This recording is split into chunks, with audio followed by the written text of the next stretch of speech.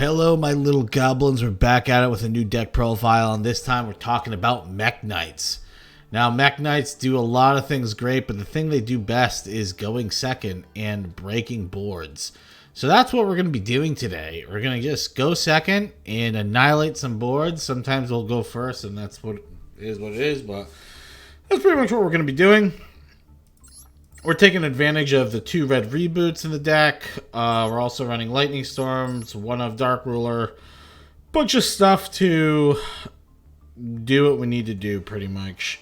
We'll talk more about the deck in the recap, but I just want to get into some games so you can kind of get a gist on how the deck's played. Hello, we're here with game number 1, and our hand is looking okay. It's not looking the best because we end up with our 1 of Garnet in our hand, which is the World Armor.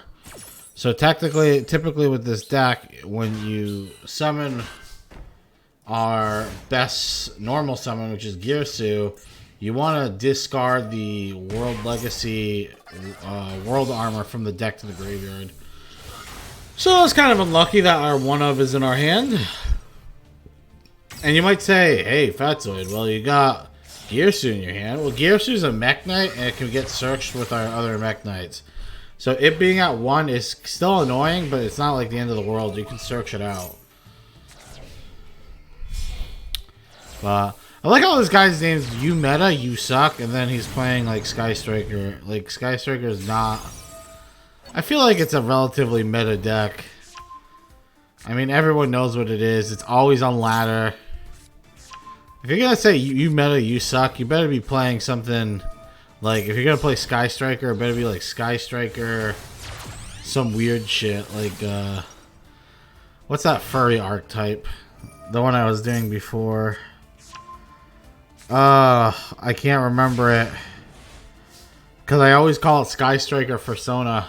I don't remember what it is. You know those furry fucks. It'll come to me in a later point in this video. I have a feeling.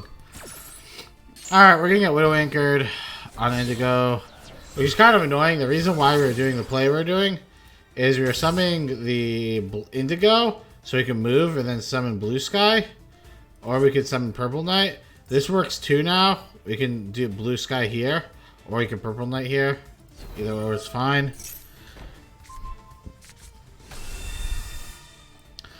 Purple Knight's gonna come out.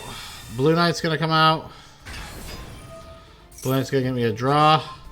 So the reason why I positioned it like this, where I summoned Purple Knight before Blue Knight, is because if this was an imperm, and he tried to imperm Blue Sky's ability, I could use purple to... in Magic the Gathering, it's called Flicker. I don't know. I don't think that it really has a name in Yu-Gi-Oh! But it's when the card gets banished, removed from the game, and then comes back to the field. So I could have done that to this card, which would have been good. But we're gonna pick apart our opponent's board. That's pretty much what's gonna happen here. Going into IP Masquerena. Avermax. Nice little juicer we got going on here. Since we can't kill our opponent right now, there's no point for me to really overextend here. Because the more you overextend, the more you get punished. And like I said, he plays evenly matched. So this is something you guys need to learn, though. Against Sky... This is where matchups are important. Against Sky Strikers, if you... I'm telling you right now, if you IP Masquerena, go into Mekk-Knight Crusadia, Sky Strikers, most of the time, if they're not running a Kaiju, they have 0 answers for this card. Like, they don't have an answer for it. So they'll just end up losing the game. So, and that's what happens. The guy just concedes and boom. I know this because I play Sky Strikers, and it's fucking annoying when people do that. If you're not running Kaiju, you just kind of boom. Hello and welcome to game number 2. And Fur Hire was the archetype I was thinking of. This guy, I can't make fun of his name. It's some fucking weird name.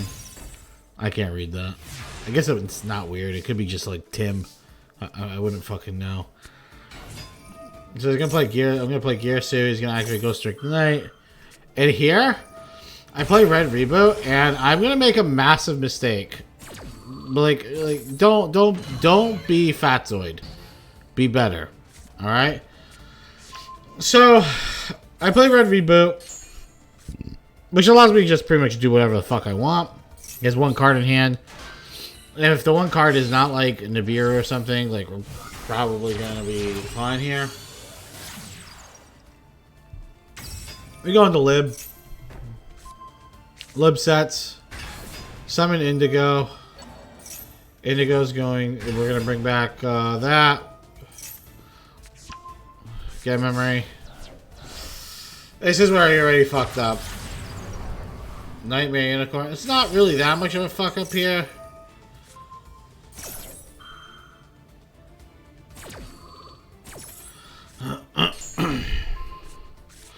This is fine.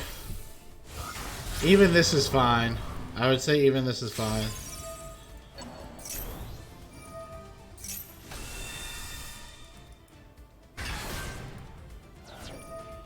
Okay.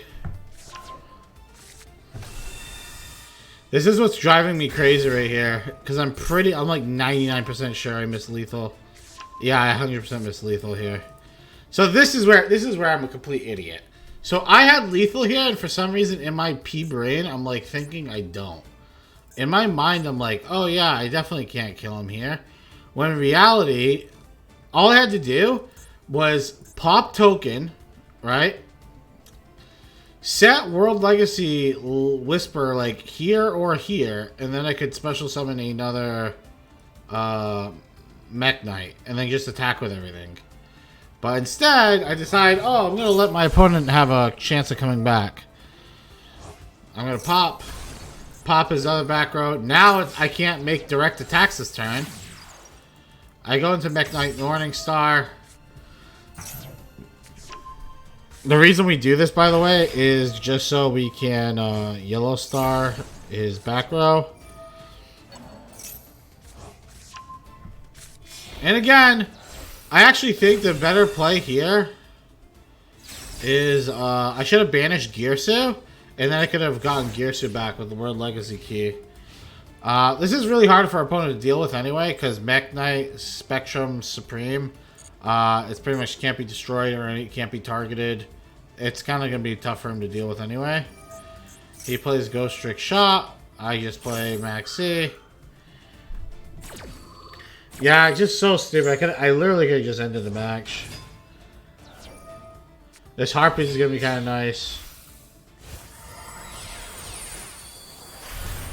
He's going to flip up Alucard. So if you know what Alucard's ability, it destroys set cards. So we just flip up a trap even though we're not really doing anything with it. Just because if we didn't, it would just pop it. So no reason to give him that for no reason. Now, we also have World Legacy Key, which, remember, we can negate trap cards. So he placed a trap card in the same area where our Mekk-Knight Supreme is, which is kind of stupid. We're just going to summon blue. He plays Ghost Treat. Key negates it. He's fucked. And he just concedes. Well, that's kind of...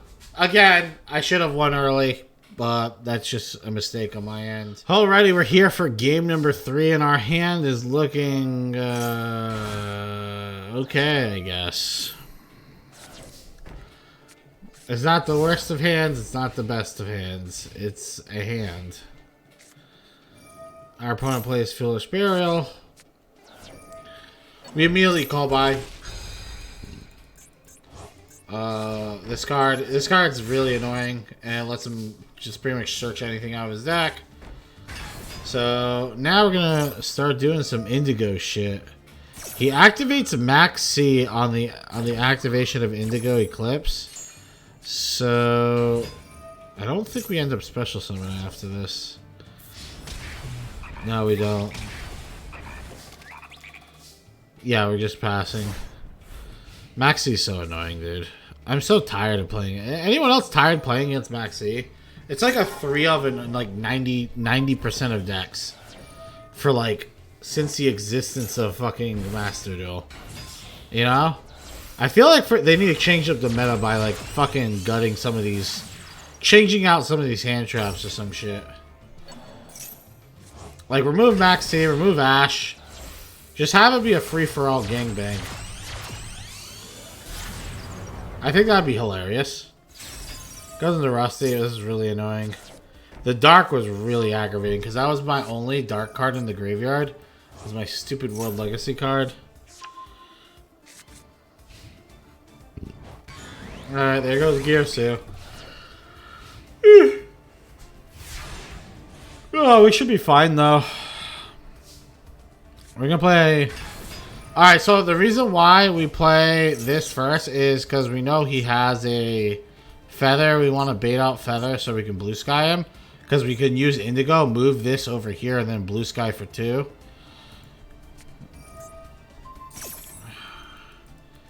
So... that's fine. Blue... and then he uses Droplet. Kind of annoying. Like, really doesn't want me taking advantage of that. But we can always just go into Lib. Lib's a very powerful card to begin with. We're going to activate Successory, which lets us grab... we're going to have a nice little lock on our opponent. So World Legacy Key is going to make it so Mekk-Knights... okay, well, I didn't need to send that to the graveyard. I don't know if this was the right play. Actually, it's a fine play. It's a fine play. Plays are kind of limited, to be honest. You'll see what I'm talking about. We're going to go into Yugioh. We're going to get rid of Knight. But remember, he has Foghorn in the graveyard, which is fucking annoying. Bam. And even if I attack the other way, let's say I attack with Lib, and then attack with Mekk, he's still... I guess it's still... ugh. Yeah, it didn't matter, because Lib going... yeah, Lib going to the graveyard. We grab his Nibiru. So we're going to have a Zeus, but more importantly, if he plays any card, trap, or monster effect on this spot, or this spot, so it pretty much is Link Zone, we can negate it with World Legacy Secret. These World Legacy cards are really fucking annoying for an opponent to deal with. Okay, he's going to go into Almirage.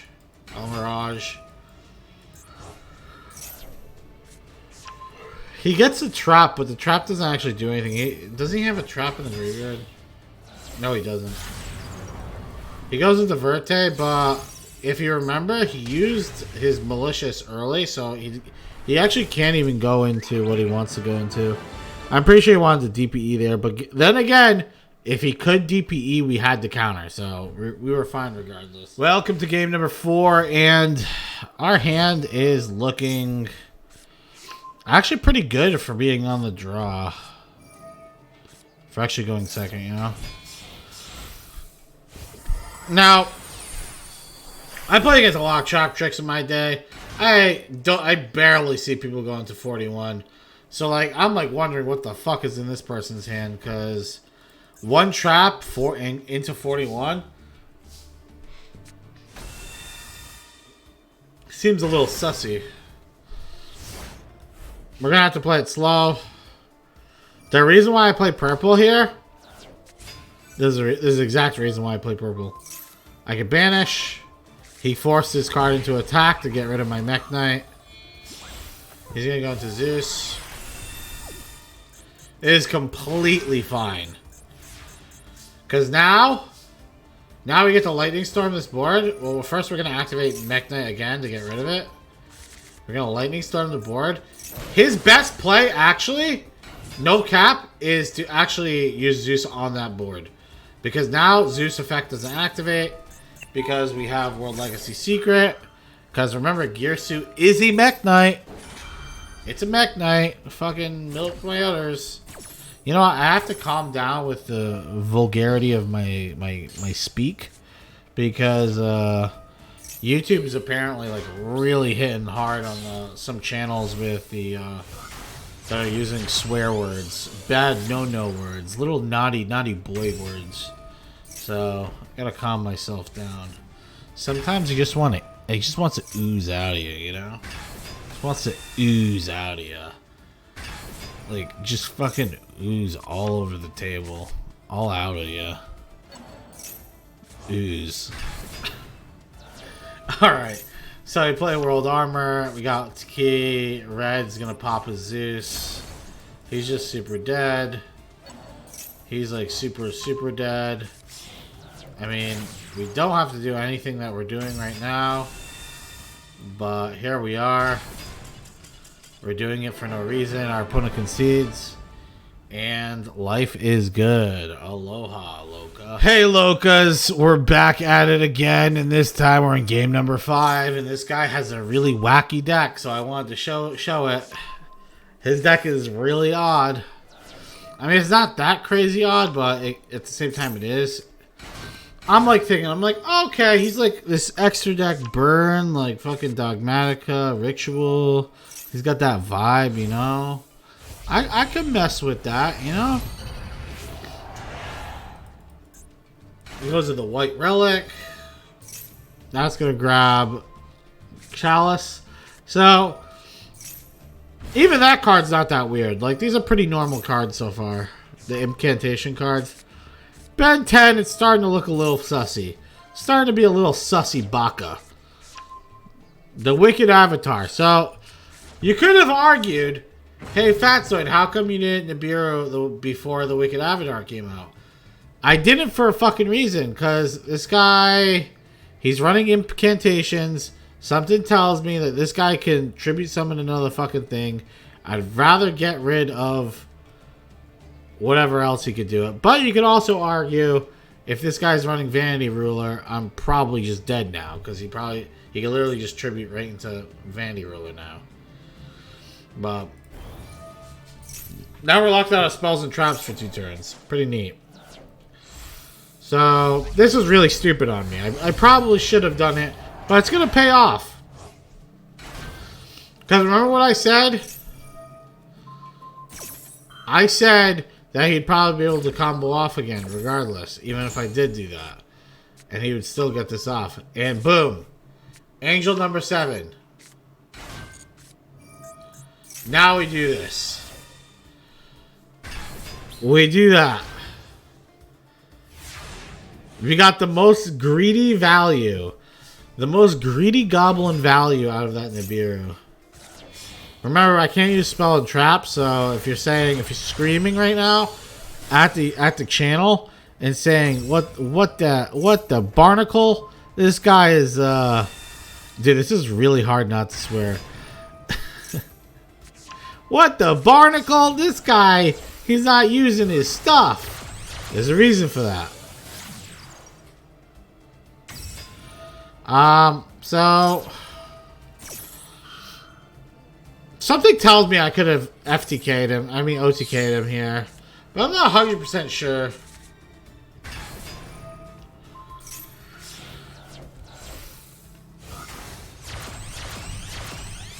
I'm really not positive here.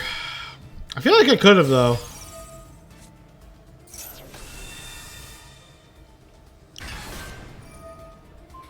I don't know what the hell I'm doing. I don't think anyone knows what I'm doing. I'm like 90% sure I could have FTK'd him there. Remember, I can't use spells and traps, which is annoying. Otherwise, I would have used some. But I wanted to... hold on. I went to Gearsu. I set that up. I was able to go into 2, then summon this. No, I couldn't. No, I couldn't. I needed the spells. I thought I could have, but I can't. Just because I'm locked out of spells and traps, kind of fucked. He's locked out of everything because he has like 1-2 tribute monster. He has a Dark Magician pretty much in his hand and a blank. So, GG, get smoked. Hello, and we're here with the final game, and we're going second, which is pretty good. Sea Angel. You know I don't like that damn angel. I'm gonna ash it. And then you're gonna call by the grave me. My opponent will always have everything. I guess he won't have everything, because if he did, right, he would have not had such a shit. Like, he summoned Pascal with no ability. We're gonna use Maxi here. Which is good, because he can't ash me, because he just called by the grave.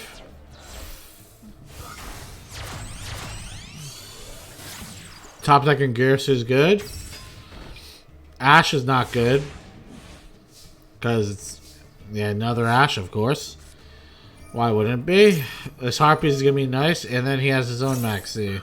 That's a little tilting. I'm pretty sure we're going to go for a kill here. Pretty much. We just have to hope he doesn't get Nibiru. And we're good. We're not using Pot of P.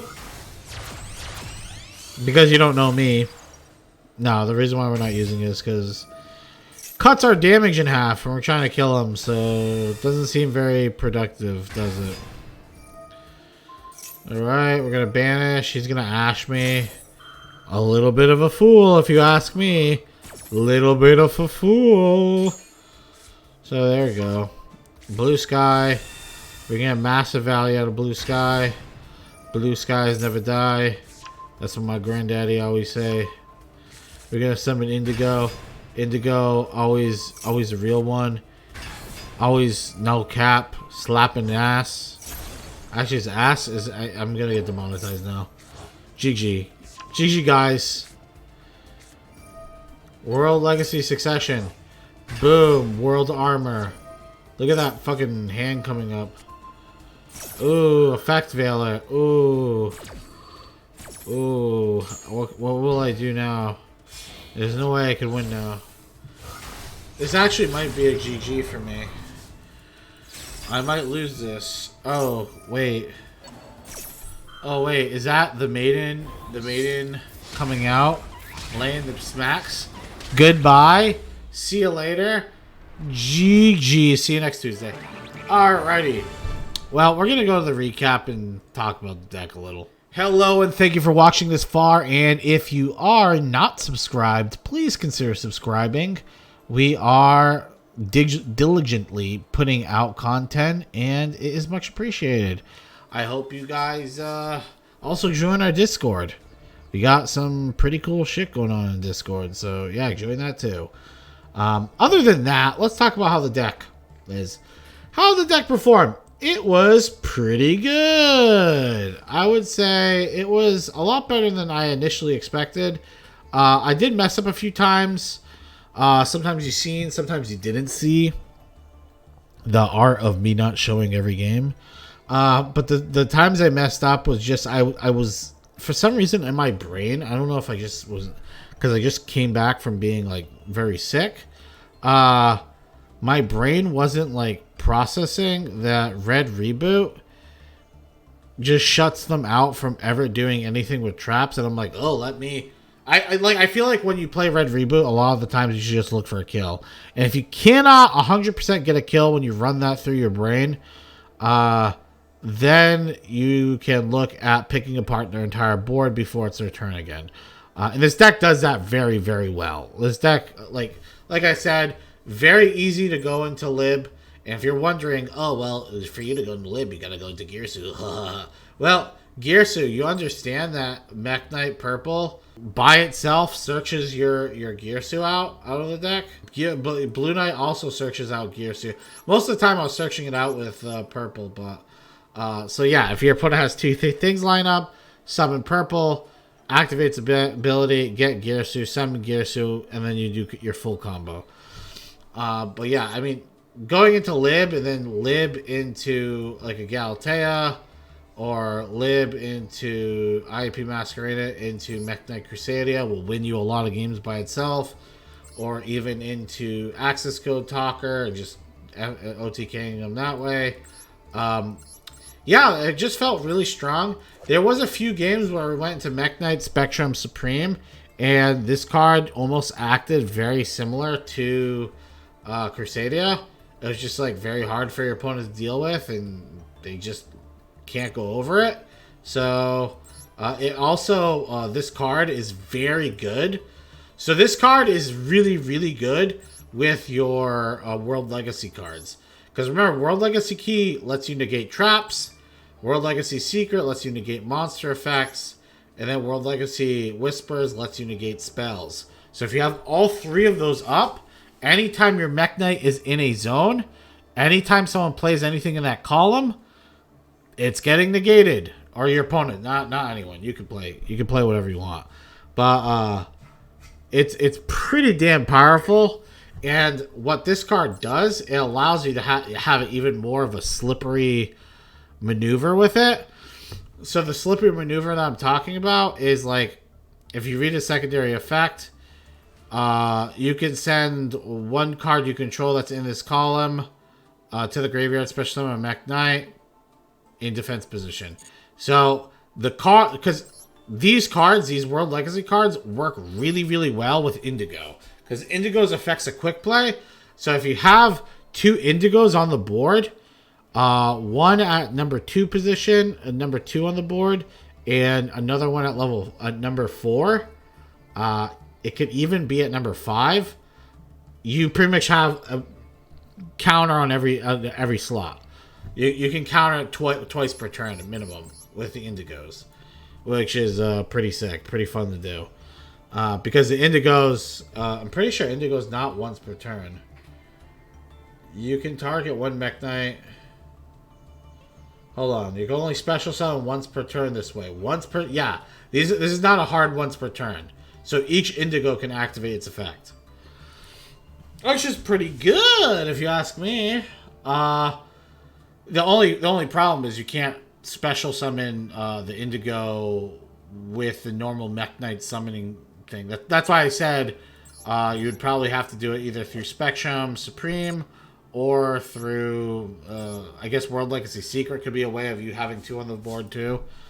But yeah, I think that's pretty much most of what we want to talk about the deck. The deck's very powerful, very good at board wiping. You've seen how good it was at board licking. We had Ebly in the deck. I never really got to use it. This card's actually not bad though, because if we're not able to go into a Girsu play, or we Girsu out, we summon Girsu through memory. So if we play memory and then we summon Girsu, and then we go into a link, and then send the link to the graveyard by going into Spectrum, we can technically do like an Ebly play, but it's just, I don't know. If there was a card to remove out of this deck, it'd probably be Ebly. And what would you replace it with? We really wish we could go 2 on Girsu, but not 100% sure. Maybe go another... No, I don't want to go another hand trap. Kind of boring. I don't know. I'll keep Ebly. But Ebly didn't do that much. The time I played. Skill 1 to 10. If we're talking about climbing on ladder, I think this deck is probably at like a solid, like... I give these numbers a lot. Because if it's like an average deck, I usually put it like 7.5, 8. But I think this deck is like a true 7.5. Because it does have its weaknesses. Going first, you don't really have that many good setups with it. It's really like you really want to be going second with this deck. But even going first isn't too bad. It's just all these Mekk-Knights, a lot of them are dead cards if you can't line up enough cards in a column, you know? So, I don't know. If you can, like, if you have Dig Girsu, like if you have Girsu in your opening hand, going first isn't that bad. But it's a lot harder to search Girsu out if you don't have purple out or something, you know what I mean? So, I don't know, it's one of those things. So I'd put this at a solid 7.5, and it's a rogue tier deck. You're not going to play against it much, which is also a good thing, because a lot of people don't play around. Not many people play around Mekk-Knights, like, especially in like the lower brackets. Like, they'll just stack all their shit on top of each other, and then you get massive value, and you blow them out of the water because of it. So, I hope you guys had a good one. Let me know what you guys want to see next. Join our Discord. Submit some of your stuff for me. You know, submit some of your replays. It'll be pretty sick. And we'll be seeing you later. Goodbye.